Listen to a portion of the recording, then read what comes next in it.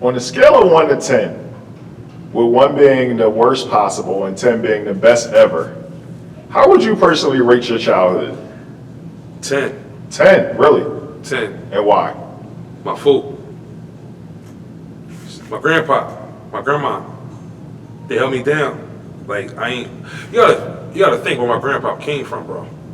My grandpa he wasn't the most well-educated man. He didn't finish school. Okay. My grandfather has been to prison for murder, and he still made a way to drive Cadillacs and Oldsmobile, like his own car, his own house. Like, they bought a house my grandmother and grandfather bought a house in 1970, 71 or something like that. Okay. 72, 3 or something like that in Pollock Town. Like, black people just don't move in Pollock Town back then.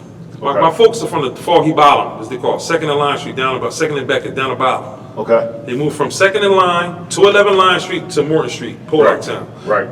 Like, there was still white Polish people still living on our blocks. If you look at I have my mother's yearbook, right? Right. If you look at my mother's yearbook, her graduating year, it's a white lady.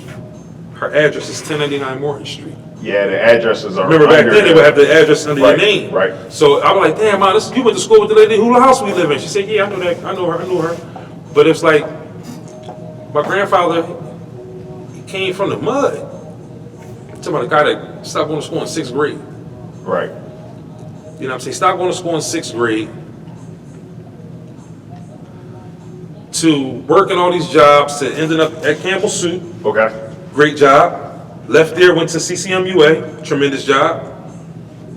And did what he's supposed to. He took care of me. He took care of like his kids. He took care of his grandkids. And then Nikki is his grandkid. Okay. He took care of her kids. When I mean take care of you, gotta stay at my house, I'm taking care of you. Right. You gotta spend the night, whatever. He had a place for all of us to come.